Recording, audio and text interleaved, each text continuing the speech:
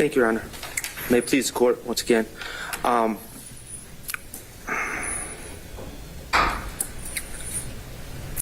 You're aware of the rules of evidence in Georgia? Yes. Okay, that dictate what is admissible at trial? That's correct. Okay. You are aware that the rules of evidence are different for a RICO case, correct? That's correct. You're aware that typically in a criminal case, quote unquote, bad character evidence is not admissible against a defendant. With exceptions governed by 404B. Right. And 404B, propensity evidence would not be admissible under 404B. No, it's motive, intent, knowledge, plan or scheme, preparation, absence of mistake or opportunity. You're aware of the fact that my client, Mr. Stillwell, because this is a RICO case, is being tried for 2 murders at the same time, correct? I am familiar with the second murder from earlier this year, yes. You're also aware that because this is a RICO case that was indicted in 2022, my client is accused of over a dozen overt acts that are listed in the indictment. I am generally aware of the format of the indictment. I haven't studied it. If you're telling me that, then I'm sure that's true.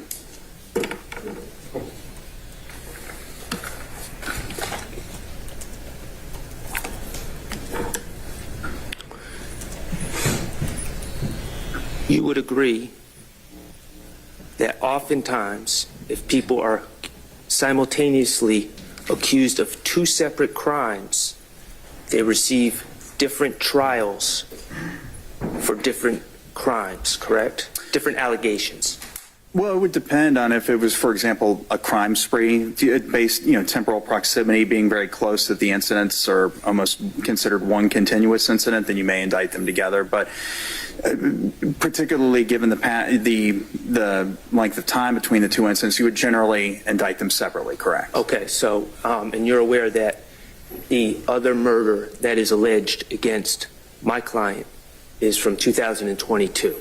Correct. You would agree that that would not have temporal proximity, correct?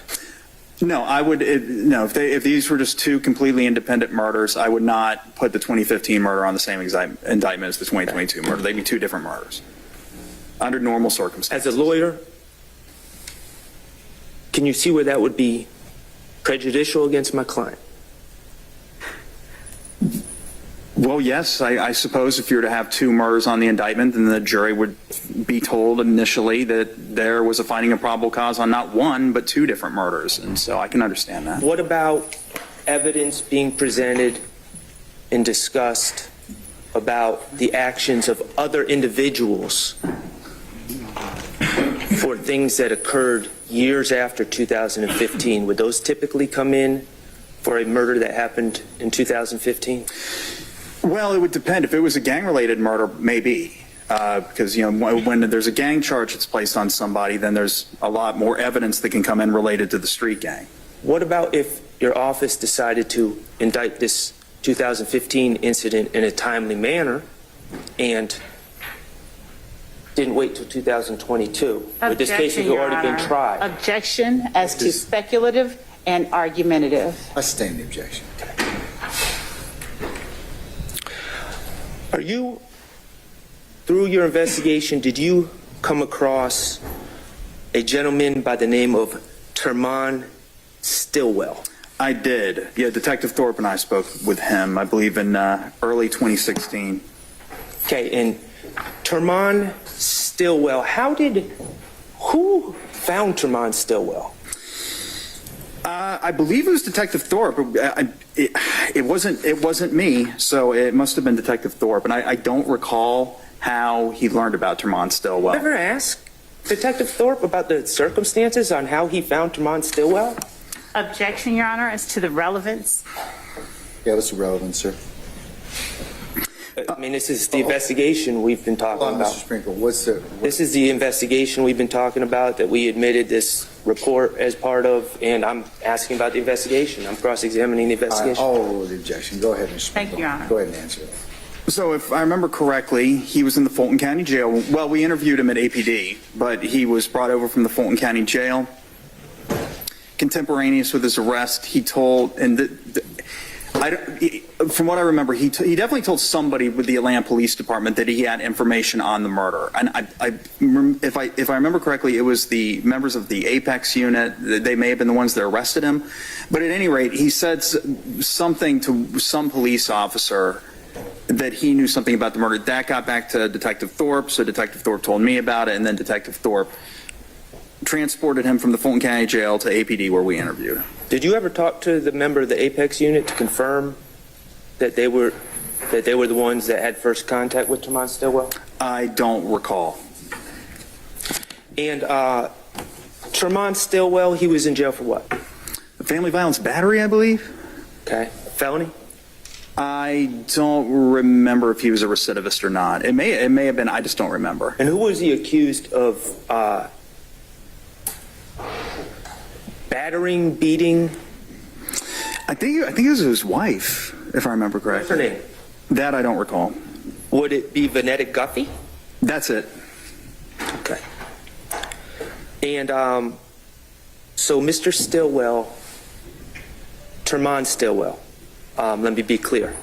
Tremont Stillwell came to your attention, and did you have an opportunity to speak with Mr. Stillwell? I did. And when was this? March 22nd, 2016. So we're still back in 2016. We are. Okay. And did Mr.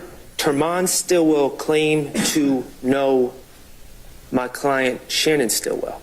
Yes, I believe he said that they were relatives. They were related. Like Mr. Stillwell, Tremont Stillwell, said he was his cousin, if I remember correctly. Did you ever confirm that there was any family relation? Well, apart from their last name being the same, or one of Mr. Stillwell's, Shannon Stillwell's last names, because he was known as either Jackson or Stillwell. I mean, even back in 2016, I knew that was one of his aliases. I was never completely clear as to which name was actually his name, Shannon Jackson or Shannon Stillwell. Okay, but let's just benefit of the doubt, it's Shannon Stillwell.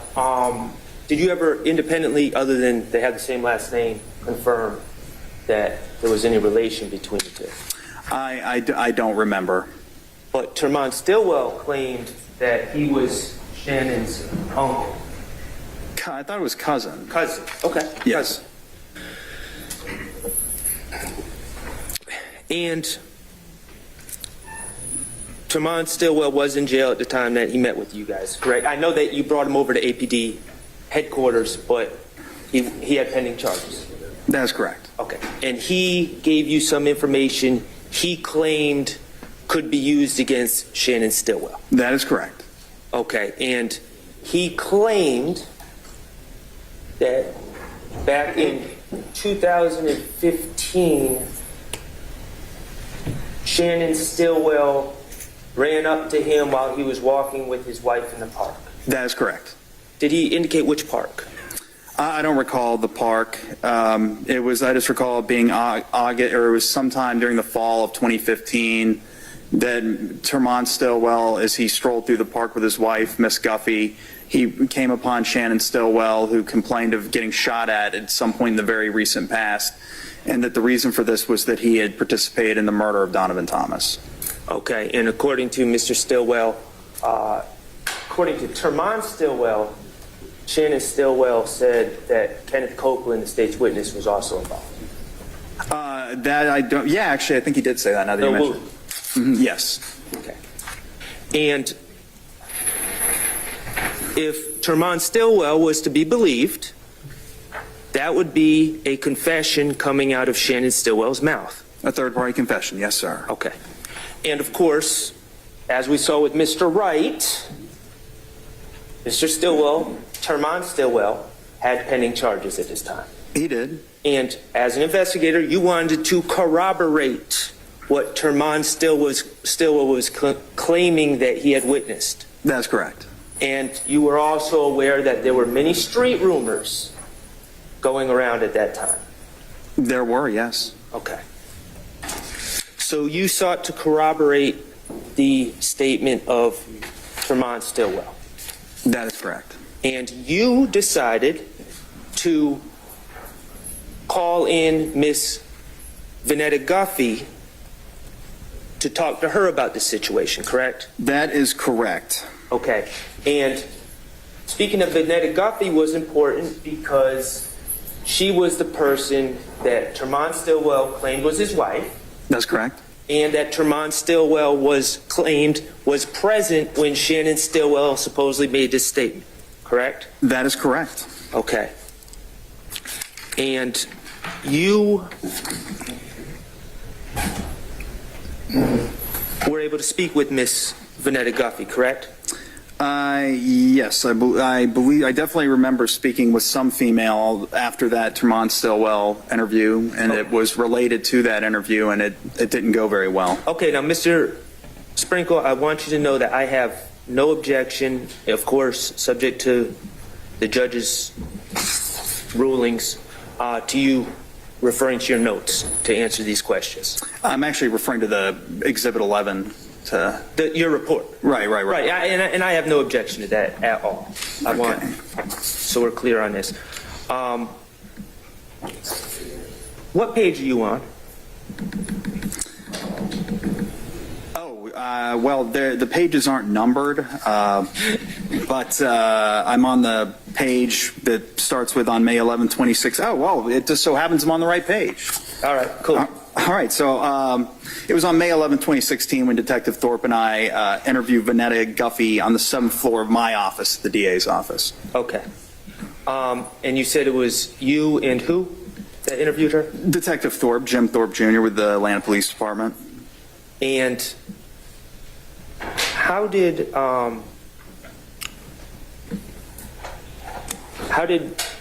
you get Miss Guffey to come to your office?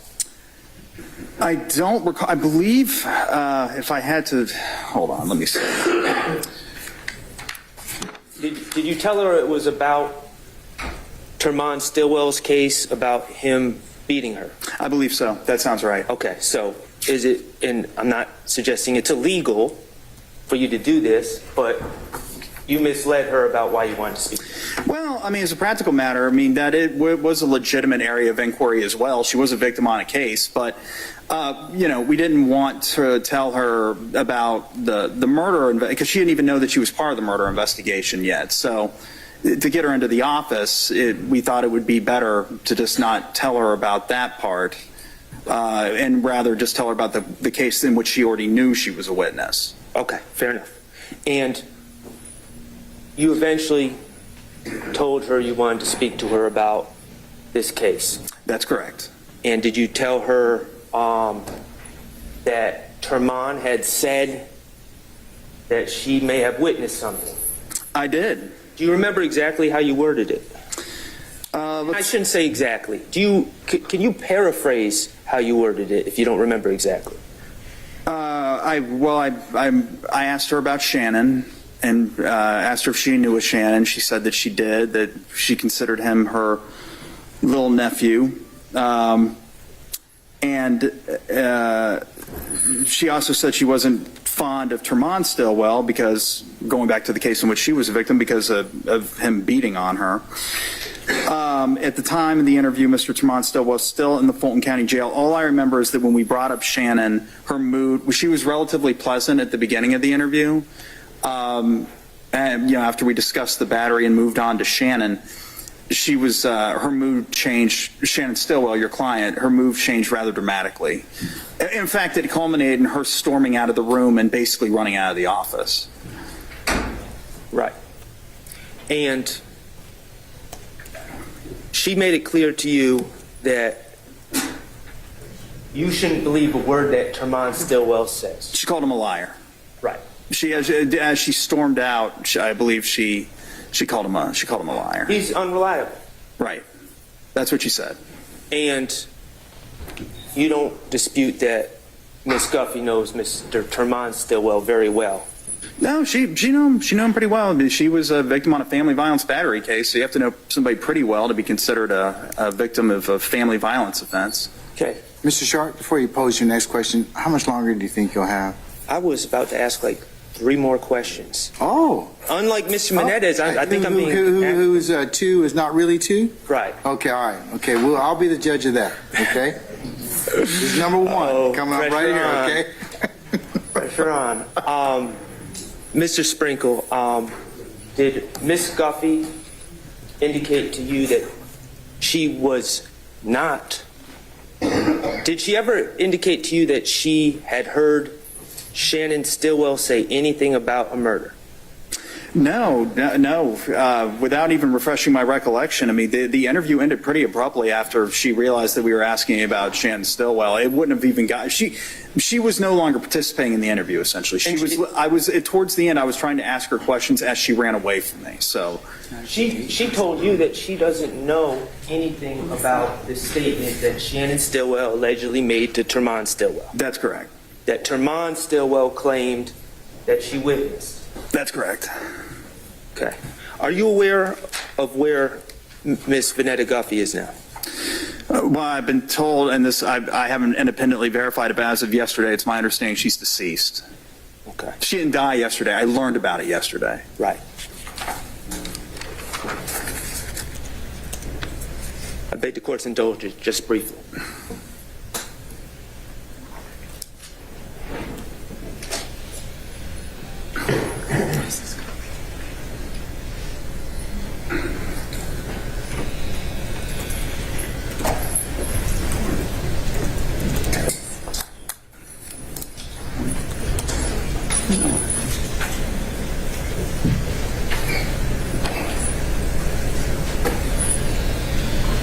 Mr. Sprinkle, you, as part of your investigations, do you stay abreast to what's going on at 901 Rice Street? Well, yes, particularly with respect to the jail calls. Okay. Are you aware that there have been multiple attacks on my client, Shannon Stillwell, since, and when I say attacks, stabbings, he's been incarcerated this year? This year? Yes. No, I wasn't aware of Are that. you aware of multiple attacks on Shannon Stillwell while he's been incarcerated? Objection, Your Honor, as to relevance, It's, as to whether or not the sorry, defendant has been prejudice. attacked. he's been incarcerated for a long time, and it's certainly relevant that he's It being is. attacked. I'll overrule the objection. I remember a time in late 2015, which would have been around the time he was arrested. He was actually a witness on a murder case. And he was in the same area of the jail as some rival gang members. That's about all, and that there was an issue with that, but that's about all I remember. I don't remember anything about him being attacked. Are you aware that he's on 23-hour lockdown for his own safety at this time? No, I didn't know about Okay. that. I don't have anything else, Your Honor. Thank you. Thank you, Mr. Sprinkle. All right, Madam, Ms. Love, Thank you, Judge. it's about 1:30. Can we take a comfort lunch lunch break to 2:15? And then we'll resume at that point in time, okay? Thank you, Your Honor.